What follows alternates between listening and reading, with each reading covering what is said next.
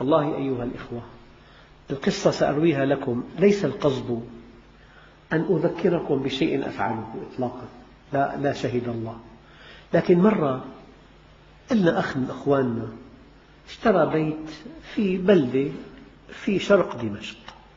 قال لي كلما جاءت وجبة من الأساس إلى بيتي لنا جار تحت البيت يخرج ويساعدني بكل ما يملك.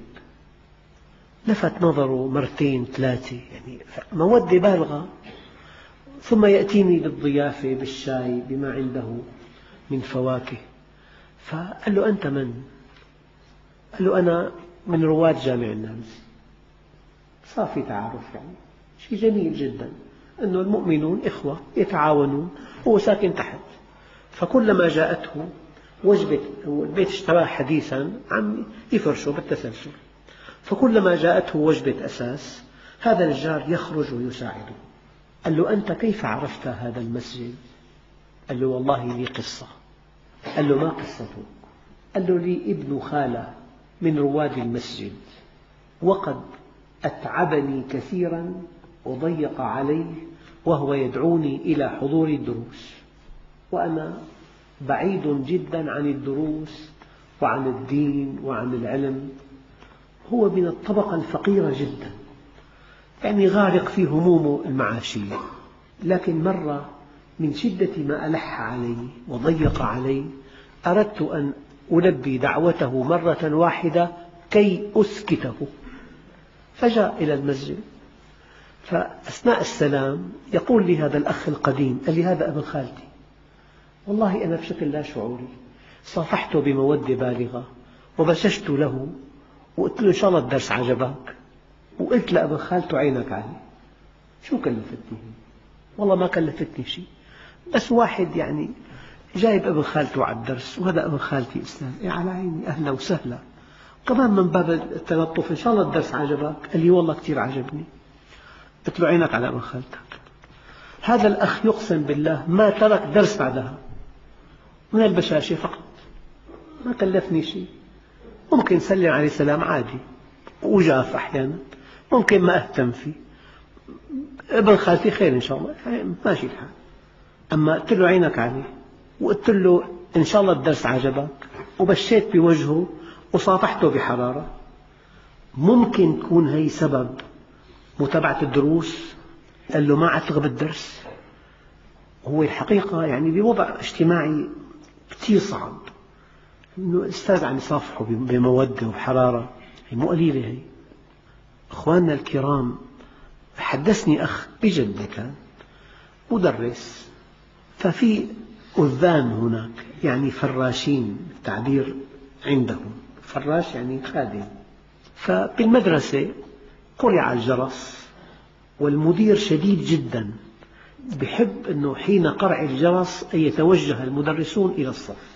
فقال لي هالأخ أنا صببت كأس شاي لأشربه فإذا بالجرس قد قرع. ما يحب يكون في خطأ عنده. رأى فراش أمامه قال له تفضل اشرب هذا الكأس. في اليوم التالي قال له الفراش لماذا قدمت لي هذا الكأس؟ قال له والله يعني ما حد يحكي الحقيقة. قال له أردت أن أكرمك بهذا الكأس. قال له بقي لي هنا عامين لم يسلم علي أحد بكلمة، عامين ولا سلام. فلما قدم له هذا الكأس يعني لفت نظره، هو قدمه مضطرا. قال له أنا أحمل ماجستير في العلوم.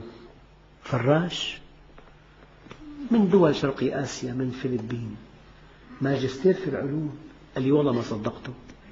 فدعاه إلى البيت وأطلعه على موسوعة في اللغة الإنجليزية في العلوم، وقال له بنتي بالصف 11 عندها كم سؤال. قال لي أجاب بطلاقة ما بعدها طلاقة. تأكدت أنه يحمل ماجستير في العلوم، لكن من شدة الفقر ماذا عمل؟ فراش.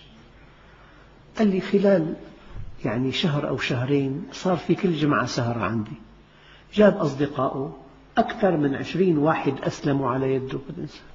قال لي بسبب كأس شاي، كأس شاي قدمته لفراش فتم إسلام 20 واحد على يدي. لا تحقرن من المعروف شيئا ولو تلقى أخاك بوجه طلق فقط. تبسمك في وجه أخيك صدقة، صدقة. التواضع والبشر وطلاقة الوجه والتبسم والتفاؤل هذه قد تنتهي بهداية الناس. أنا ذكرت الخطبة أن طالبان مسلمان يدرسان في بريطانيا يتكلمان العربية والإنجليزية، فإذا كانا بمفرديهما تكلما العربية. لهم صديق بريطاني، فإذا اقترب منهما الصديق تكلما بالإنجليزية. مرة مرتين ثلاثة انتبه الصديق فسأله ما السبب؟ قالوا له نبينا عليه الصلاة والسلام نهانا إذا كنا ثلاثة أن يتناجى اثنان دون الثالث، فإن ذلك يؤذيه ونحن ننفذ هذه السنة. فقال بما معناه نبيكم حضاري جدا، ثم عكف على كتب الإسلام وبعد 6 أشهر أعلن إسلامه. وقال له كلمة أنه أنا ما كنت أظن أن في الإسلام هذا الذوق في التعامل. كلما جاء هذا الصديق بدلا اللغة إلى الإنجليزية لئلا يتألم. كنت قاعد كلنا مسلمين وعرب وابناء مدينة بيحكوا بالإنجليزي اثنين قدامك. في احتقار الثالث، منتهى الاحتقار. يعني في شيء وأيام مو فهمان الواحد يكون الثاني لغته قوية. أحيانا اللي هن يتكلموا باللغة الإنجليزية حتى يمنعوه من فهم ما يتكلمان قد يكونوا أكثر فهما منهما بهذه اللغة فيسقطان. لذلك أيها الإخوة لا تحقرن من المعروف شيئا ولو أن تلقى أخاك بوجه طلق. هذا موضوع البشاشة. إنكم لن تسعوا الناس بأموالكم فسعوهم بأخلاقكم، والحمد لله رب العالمين. بسم الله الرحمن الرحيم. الحمد لله رب العالمين، والصلاة والسلام على سيدنا محمد الصادق الوعد الأمين. اللهم أعطنا ولا تحرمنا، أكرمنا ولا تهنا، آثرنا ولا تؤثر علينا، أرضنا وارض عنا. وصلى الله على سيدنا محمد النبي الأمي وعلى آله وصحبه وسلم، والحمد لله رب العالمين. الفاتحة.